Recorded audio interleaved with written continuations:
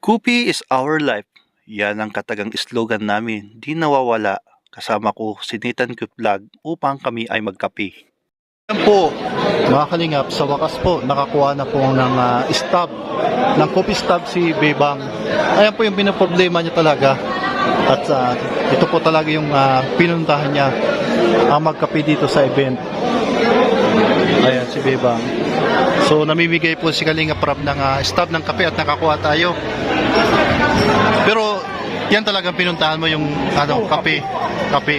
Kasi naman importante sa buhay natin ang kape. Kape. At wala tayong kape sa Panginoon. Hindi pwedeng walang kape. Ayan. Ayan po, nakuha tayo ng stops.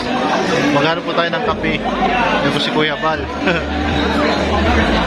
Ipila tayo. Kahit mahaba yung pila, kailangan natin makapag-inom ng kape. Dahil ang dugo natin nananalay tayo sa kape.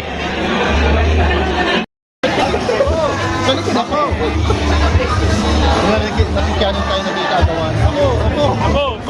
Good evening once again, everyone. Ako! Hoy! Ako na. Sa wakas, nakarating nga kami sa finish line upang sabik na sabik kami makahigop ng masarap na kape at napakahaba ang aming pila. At sa kasamaang palad, pinabalik kami sa upuan dahil may program pa daw. Palabas tayo? Hindi pwede. Wawala ako dito. Wala ka. Hindi pwede. Nakapila sa kape. Magpapalabasin na. Pakatapos-tapos na makakuha tayo ng stop, tapos pag ganun-ganun lang papalabasin tayo. Ay, hindi pwede yan. Hindi pwede yan.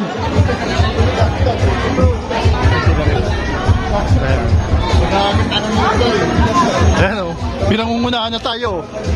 Ayan o. Hoy! Joey! Panglalamang yan ginagawa ko.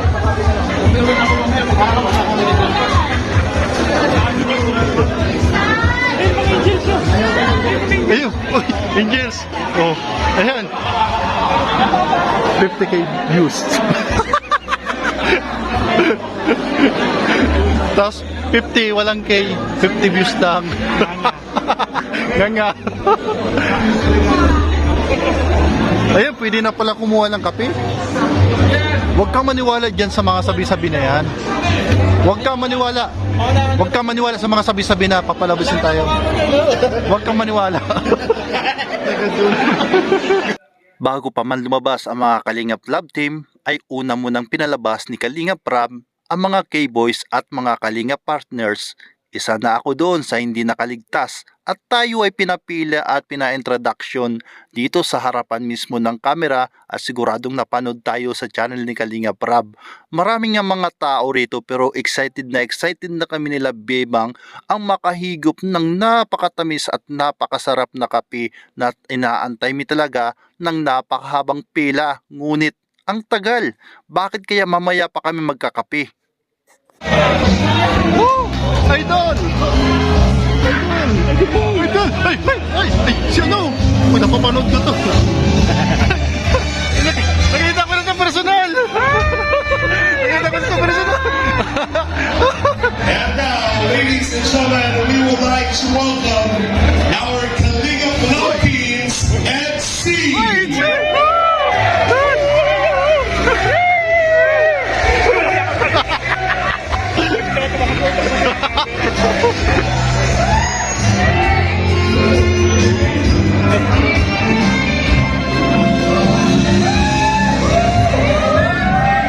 Once again, palakpakan natin Kalingap MC. And now, Kalingap. Sa unang pagbungad pa lang ay kanina po ay pinakita po ang love team na si Idsi at sumunod naman si Papa Dan or Andan Joy at maraming mga taong naghiyawan at sumunod naman na lumabas rito ay walang iba si Kalingap Jomar o mas kilalang Jomcar, Papa Joms. Kasama sila at pareho silang nakaternong na kulay green at maliwala sa mata. At susunod naman na lalabas itong Tisoy at mistisong na si Ed Pau. At si Ed Pau pulang-pula at tamang-tama ngayong Kapaskuhan. At susunod naman at sino naman kayo itong susunod na love team na lalabas po dito sa pintuan ay si J. Brad pala. Kasama si Milka at pasayaw-sayaw si J. Brad at tawang-tawa at masayang-masaya. At papunta sila doon sa harapan ng stage at marami din mga tao naghihiyawan dito sa Milbrad. At susunod naman po ay sino kaya to? Sino kaya ang susunod? Parang pamilyar to sa akin ah. Basta yun na.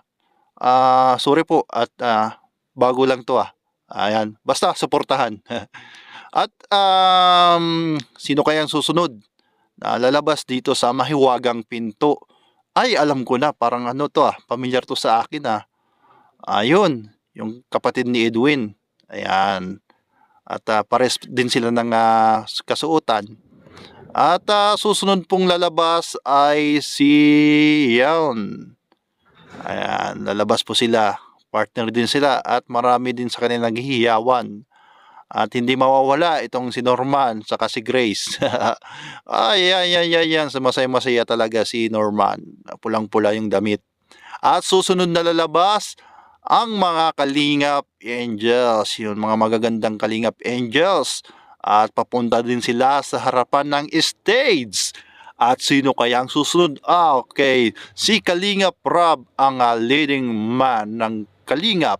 At kasama si Baby Rabay at kanyang buting asawa na si Ma'am Jackie. Yan, papunta rin sila doon sa harapan ng stage at maraming mga tao naghihiyawan. At susunod at hindi magpapahuli, si Kuya Bal Santos Matubang at Ate Edna, ang ama ng Kalingap, si Kuya Bal. At magkakapi na kami. Ito na nga ang aming matagal na inaantay, ang makahigop ng kape. Kaya daw yung kape, ay hindi pwede. Mamaya pa yung kape, ay hindi pwede. Mga katabi ng Merry Christmas! Hindi pwede. Ako, ang bilis lang ng panahon. At puno-puno po na Merry Christmas. napakarami at napakaganda. Happy New Year. Ang Team Kalingap. Ayan na, sarap ka sa habang buhay. Akin ka na lang. Akin ka na lang.